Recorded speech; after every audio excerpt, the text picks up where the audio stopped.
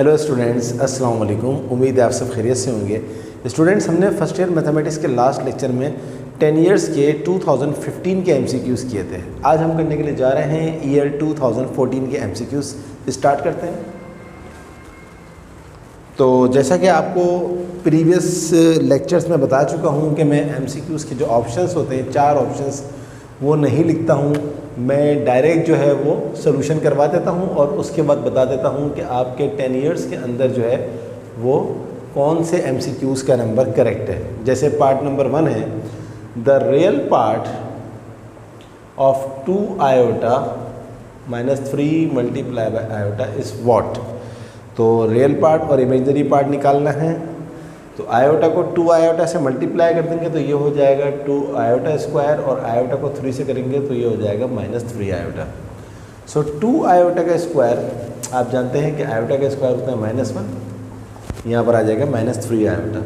सो 2 1 जा -2 -3 आयोटा। तो उसने बोला इसका रियल पार्ट क्या है। रियल पार्ट वो होता है जो आयोटा की टर्म से हटकर होता है। आयोटा की टर्म से हटकर क्या है, -2। सो -2 is the correct answer. Option में आपके जो ऑप्शन है वो उसमें क्या लिखा हुआ है, पहला है 2 रॉन्ग है, second option -2। So the second option is correct. सही है जनाब। चलिए अब हम करते हैं इसका एमसीक्यू नंबर 2। देखते हैं कि एमसीक्यू नंबर 2 में हमसे क्या पूछा जा रहा है। एमसीक्यू नंबर 2 है हमारे पास, tan 180 minus theta is what. तो student tan 180 degree minus theta जो होता है ये होता है -tan थीटा। इसकी वेरिफिकेशन अगर आप करना चाहते हैं तो आप इधर अल्फ़ा बोलते हैं, इसको बीटा बोलते हैं, और tan अल्फ़ा माइनस बीटा का फॉर्मूला लगा दें और आखिर में आप देखेंगे यही आंसर आएगा -tan theta. So the correct option is -tan theta. तो एमसीक्यूज़ में करेक्ट ऑप्शन कहाँ लिखा हुआ है, पहला है tan थीटा रॉन्ग है, दूसरा है -tan थीटा 100% करेक्ट। अच्छा जनाब, तो -tan थीटा आंसर आ गया। थर्ड देखें, 8p2, ये परम्यूटेशन है, एक्सरसाइज 7.2 का कॉन्सेप्ट है। तो स्टूडेंट ये 8p2 हम विदाउट कैलकुलेटर भी निकाल सकते हैं, बट क्योंकि scientific calculator is allowed in your exam और एग्जामिनर को इसके आंसर से कंसर्न है, इसके स्टेप्स से कंसर्न नहीं है। ये स्टेप्स जो आप करते हैं ये तो अपनी सेटिस्फेक्शन के लिए करते हैं। तो आपके कैलकुलेटर के अंदर एक बटन है, आप देखिएगा NPR, जैसे मेरे कैलकुलेटर में ये बटन है मल्टीप्लाई के साइन के ऊपर। तो मैं पहले 8 लिखूँगा, फिर शिफ्ट दबाऊँगा, फिर मल्टीप्लाई का साइन दबा दूँगा तो ये 8p आ गया, और मुझे क्या निकालना है 2। तो 8p2 इज़ 56। सही है जनाब। इसी तरह NCR का बटन भी होता है, वो कॉम्बिनेशन के लिए। So the correct option is 56। तो पहला लिखा हुआ है 66 गलत है, दूसरा है 76 गलत है, तीसरा है 56 100% करेक्ट। चलिए अब हम करते हैं इसका एमसीक्यू नंबर 4। एमसीक्यू नंबर 4 है, the multiplicative inverse of -3 8। Multiplicative inverse ये असल में क्या है, एक कॉम्प्लेक्स नंबर है। कॉम्प्लेक्स नंबर को लिखने के 2 तरीके होते हैं। एक होता है इस तरह लिखना -3 8, और इसको आप इस तरह भी लिख सकते हैं -3 + 8 आयोटा। तो किसी भी कॉम्प्लेक्स नंबर का जो मल्टीप्लिकेटिव इन्वर्स होता है उसमें जो पहला नंबर होता है उसको a कह देते हैं, दूसरे नंबर को b कह देते हैं। तो इसका जो फॉर्मूला होता है वो होता है a/a² + b² -b/a² + b²। अब a हमारे पास क्या है, -3/a², -3 का स्क्वायर + b² इज़ 8 का स्क्वायर, कॉमा -b, तो माइनस आ गया फॉर्मूले का। b हमारे पास क्या है, 8/-3 का स्क्वायर + 8 का स्क्वायर।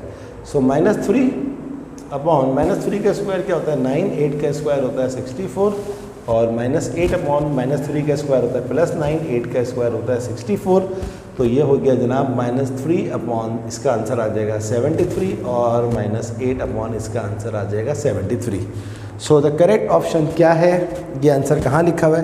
पहला ऑप्शन है 3, -8 गलत है, दूसरा ऑप्शन है -1/3 1/8, ये भी गलत है, तीसरा ऑप्शन है 1/3 -1/8, ये भी गलत है, चौथा ऑप्शन है -3/73 -8/73।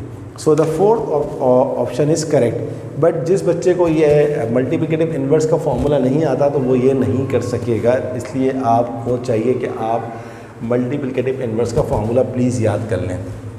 MCQ number 5 is very easy. cos 90 minus alpha, cos 90 minus alpha होता है साइन अल्फ़ा।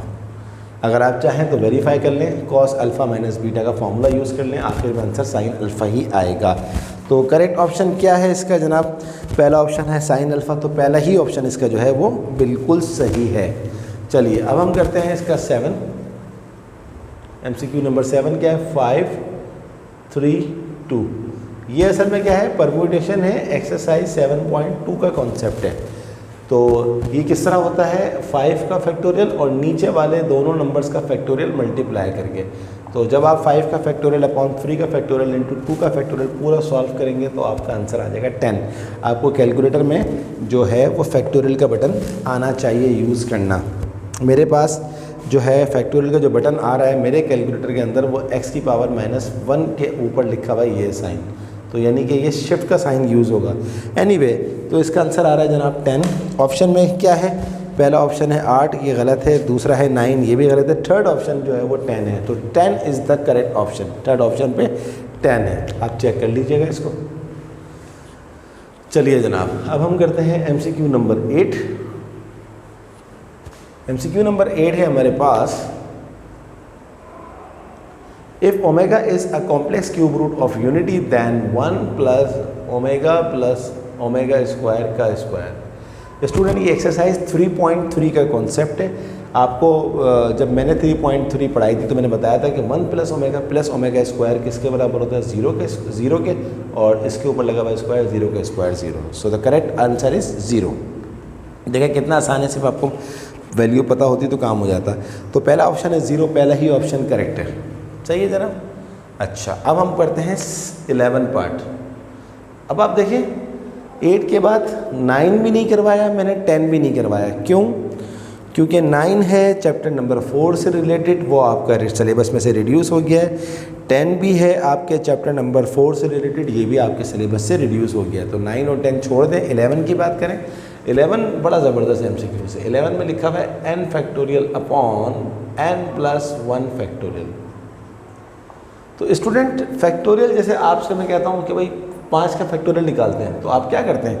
5 का फैक्टोरियल क्या होता है? 5 इंटू 4 इंटू 3 इंटू 2, या ये भी बोल सकते हैं 5 इंटू 4 का फैक्टोरियल। एक कम हो जाता है, तो यहाँ लिखा हुआ है n का फैक्टोरियल और ये लिखा हुआ है n प्लस 1 का फैक्टोरियल। तो अगर मैं इसको खोलूँ तो ये हो जाएगा n plus 1 minus 1 into n का फैक्टोरियल, बल्कि नहीं सॉरी, इसको ज़्यादा अच्छी तरह इस तरह करेंगे तो n प्लस 1 और 1 मिनट, तो फैक्टोरियल निकालना है ना, तो फैक्टोरियल में हम क्या करेंगे? पहला क्या हो जाएगा?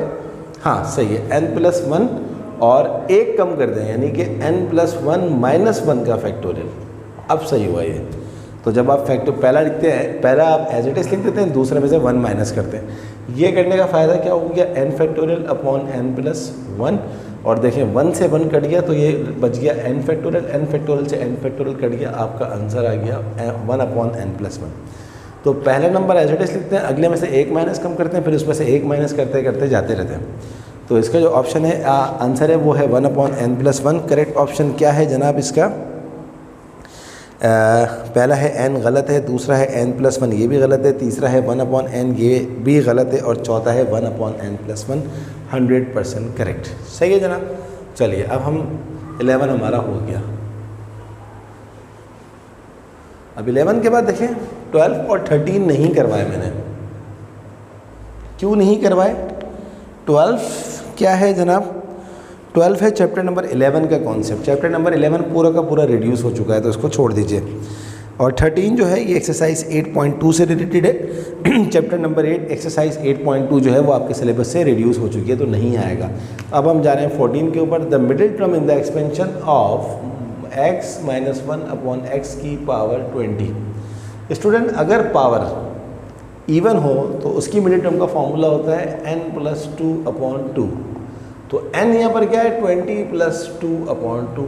20 प्लस 2 क्या होता है? 22 अपॉन 2। ये हो जाएगा हमारे पास 11th टर्म। सही है जनाब। तो हमारे पास ऑप्शन में क्या दिया हुआ है आंसर में? पहला ऑप्शन है 9th टर्म, ये भी गलत है। दूसरा है 10th, ये भी गलत है। तीसरा है 11th, तो 11th is the correct answer. सही है जनाब। तो ये था हमारे पास 14 के बाद देखिए मैंने 15 नहीं लिखा हुआ, मैं डायरेक्ट आ गया हूँ 16 के ऊपर। इसकी वजह क्या है कि 15 जो है 15 जो है वो एक्सरसाइज 7.5 से रिलेटेड है और चैप्टर नंबर 7 की जो एक्सरसाइज 7.5 है वो आपके सिलेबस से रिड्यूस हो चुकी है। सही है जनाब। तो हम 16 करते हैं। 16 में क्या लिखा हुआ है? 1/1 + 10 स्क्वायर थीटा। 1/, स्टूडेंट ये 10.1 का कॉन्सेप्ट है चैप्टर नंबर 10 का। 1 + 10 स्क्वायर होता है सेक स्क्वायर थीटा, और 1/sec हमेशा कॉस होता है, तो सेक स्क्वायर है तो ये हो जाएगा कॉस स्क्वायर थीटा। तो करेक्ट ऑप्शन जो है, करेक्ट आंसर जो है वो कॉस स्क्वायर थीटा है। पहला है सेक स्क्वायर थीटा, ये गलत है। दूसरा है कॉस स्क्वायर थीटा, 100% करेक्ट। अच्छा जरा अब हम जाते हैं 17 के ऊपर sorry. If sine theta is less than 0, जब कोई चीज़ 0 से बड़ी होती है तो वो पॉजिटिव होती है। Sec theta is less than 0, जब कोई चीज़ 0 से छोटी होती है तो वो नेगेटिव होती है। Then theta lies in this quadrant, first, second, third और फोर्थ। तो स्टूडेंट फर्स्ट में तो ऑल पॉजिटिव होते हैं, सारे पॉजिटिव होते हैं। सेकंड के अंदर साइन और कॉसेक पॉजिटिव होते हैं। थर्ड के अंदर टेन और कॉट पॉजिटिव होते हैं, बाकी सारे नेगेटिव। और इसके अंदर सेक और कॉस पॉजिटिव होते हैं, बाकी सारे negative.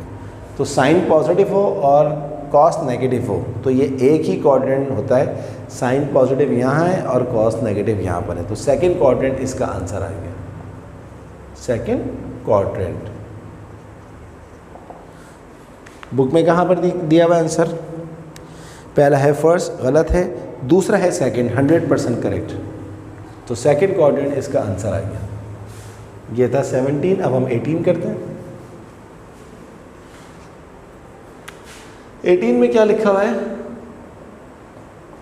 The total number of terms in the binomial expansion of y² + b² / y² की power n। Student total number of terms जो होती हैं, जब भी कोई बाइनोमियल एक्सपेंशन खुलता है तो जो पावर होती है, आंसर जो आता है उसमें से एक ज़्यादा आता है, यानी कि n+1। अगर पावर 9 होगी तो 10 टर्म्स खुलेंगी, यानी कि 9+1। पावर 15 होगी तो 16 टर्म्स खुलेंगी, यानी कि 15+1। तो पावर अगर n है तो n+1 टर्म्स। तो ये है इसका करेक्ट आंसर। आपको 1 ज़्यादा करना होता है।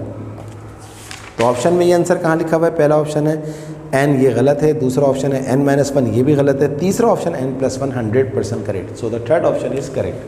चले अब हम करते हैं 19 MCQs। 19 में क्या लिखा हुआ है? The roots of a quadratic equation are equal. ये एक्सरसाइज 3.5 का कॉन्सेप्ट है। डिस्क्रिमिनेंट अगर रूट्स इक्वल हों तो डिस्क्रिमिनेंट क्या होता है? डिस्क्रिमिनेंट बोलते हैं b² - 4ac को।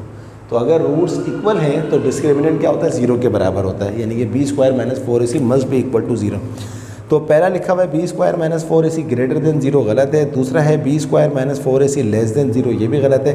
तीसरा है b² - 4ac is equal to 0, 100% correct. So the third option is 100% correct. देखिए 19 के बाद मैंने 20 नहीं करवाया, क्योंकि 20 जो है बल्कि नहीं, सॉरी, 20 हमारे कोर्स में है, मैं लिखना भूल गया, आई एम सॉरी। 20 हमारे कोर्स में है, बट बहुत आसान है 20, अभी 1 मिनट में हो जाएगा। 20 है the HM of 2 and 5 is। HM का मतलब क्या होता है? Harmonic mean. हार्मोनिक मीन का फॉर्मूला आपको पता होना चाहिए, 2AB upon A + B। 2 multiply by पहला नंबर A होता है, यहाँ पर 2 दिया हुआ है, मल्टीप्लाई बाय B दूसरा नंबर B होता है, यहाँ पर 5 दिया हुआ है, अपॉन A + B यानी कि 2 + 5। 2 2 = 4, 4 5 से कितना होता है? 20, 25 + 2 7। सो 20/7 इज़ द करेक्ट आंसर। देख लेते हैं। पहला ऑप्शन है 7/2, बिल्कुल गलत है। दूसरा ऑप्शन है ±√10, ये भी गलत है। तीसरा ऑप्शन है 0, ये भी गलत है। चौथा ऑप्शन, फोर्थ ऑप्शन है 20/7, 100% करेक्ट। तो ये वाला MCQ उसमें लिखना भूल गया था, मैं इसको GM समझ रहा था, मगर ये HMI हमारे कोर्स में है। एक्सरसाइज 6.8 का कॉन्सेप्ट था। तो स्टूडेंट ये थी हमारी आज की क्लास, जिसमें हमने 2014 के MCQs कंप्लीट कर लिए हैं। अब इंशाल्लाह अगले लेक्चर में हम 2013 के MCQs करेंगे और उसके बाद फिर 12, 11 और 10 के करेंगे। तो इसकी खूब प्रैक्टिस कीजिए। कोई प्रॉब्लम हो तो कमेंट बॉक्स में बताइए, इंशाल्लाह मैं आपकी ज़रूर हेल्प करूँगा। इसके साथ साथ आप तमाम बच्चों से रिक्वेस्ट है कि काइंडली मेरे चैनल को ज़रूर सब्सक्राइब करें, मुझे दुआओं में याद रखें, अपने तमाम दोस्तों को ये वीडियो शेयर करें ताकि उनका भी फ़ायदा हो और उनको भी कहें कि ये चैनल ज़रूर सब्सक्राइब करें। तो student, math with sir Asim की जानिब से अल्लाह हाफ़िज़।